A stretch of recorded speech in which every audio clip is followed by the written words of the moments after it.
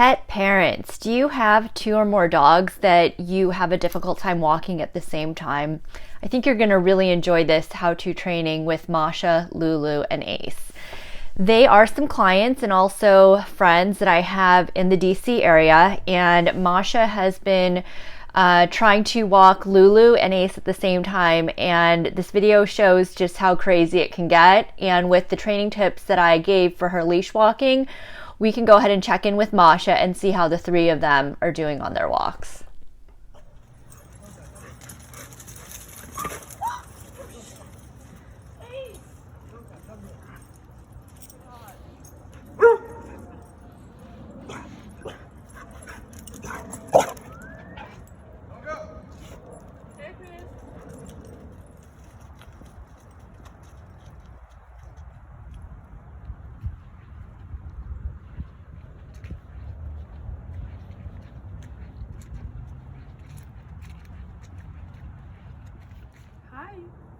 Hi, my name is Masha and this is Lulu, and we've had Lulu for about a year.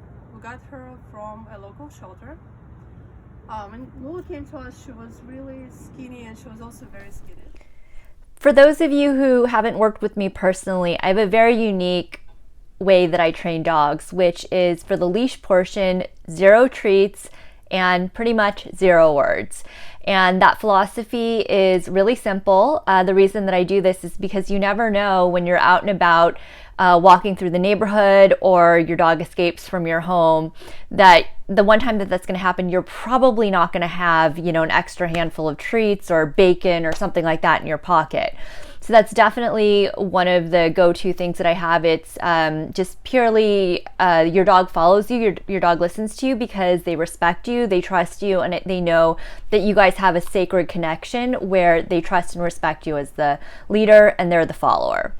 So specifically with Masha, Lulu, and Ace, we wanted to start off by just training Masha and Lulu. And as you know, I only work with active pet parents. I don't do board and trains right now. I don't do just training the dog, as I believe that it's the relationship between the parent and the pet that is the one that is foundational for a lifetime of learning, respect, fun, and play with your pet companion.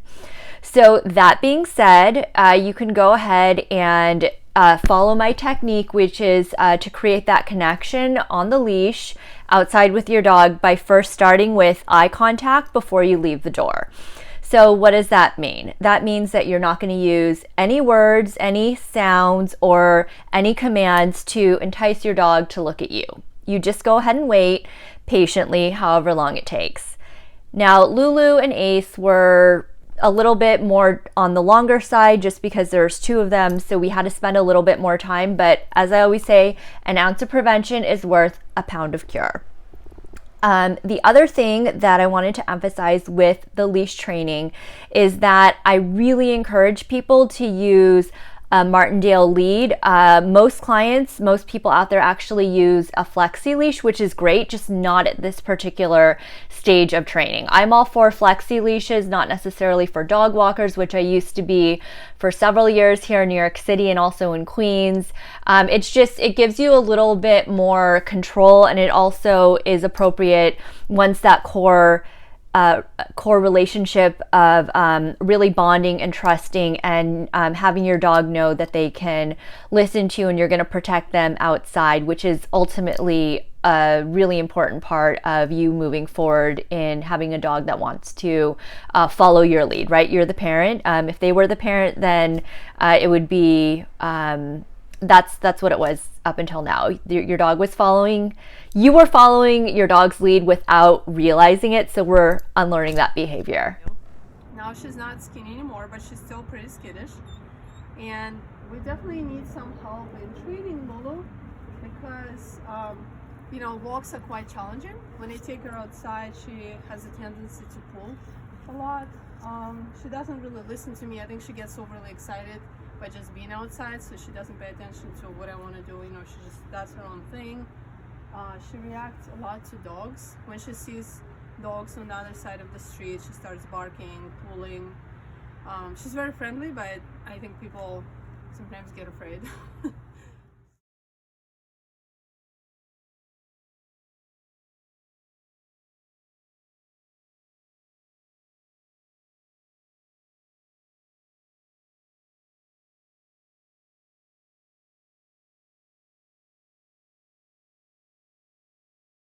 Okay, so do you see how right now that Ace is a little bit in front because he's the lead dog, and how Lulu is in the back because she's the more submissive one? Mm-hmm. So just keep that in mind, that you want to be the leader for both of them. So ideally they're behind you. Okay, so I'm just going to come over here, and we're going to walk to the border of the property border. Okay, Amanda, you can pet. So you saw how chaotic it was in the beginning for Masha and Lulu, and also Ace, and then their neighborhood dog who lives right next door, who's like a semi-family member-ish. You saw the picture, not exactly B-roll, of Masha working with Lulu and Ace separately, which is really important depending on the stage of training that we're in. And then you also saw her walking Lulu beforehand, and then we're going to get an update from Masha just to see how everything's going. So if you enjoyed this video, if you like the content, if you want to comment in the section below with what worked for you, what you want to see more of. For the first 100 subscribers, we're at 30 right now, there's going to be a contest where as soon as we get 100 subscribers, we're going to go ahead and pick a name from the list, and that person will be eligible for 2 free training sessions. If they're in the New York City area, then I will come to you. And if you are in another part of the country that I am not visiting currently in the next couple of months or years, then we can go ahead and get started with a Zoom or Facebook training. Again, please like this channel if it resonates with you, if it's of value to you. Subscribe. I'm uploading videos as often as I possibly can. And then go ahead and share this with anyone and comment in the section below. Thanks so much. I'm Cynthia with New York Dog Nanny.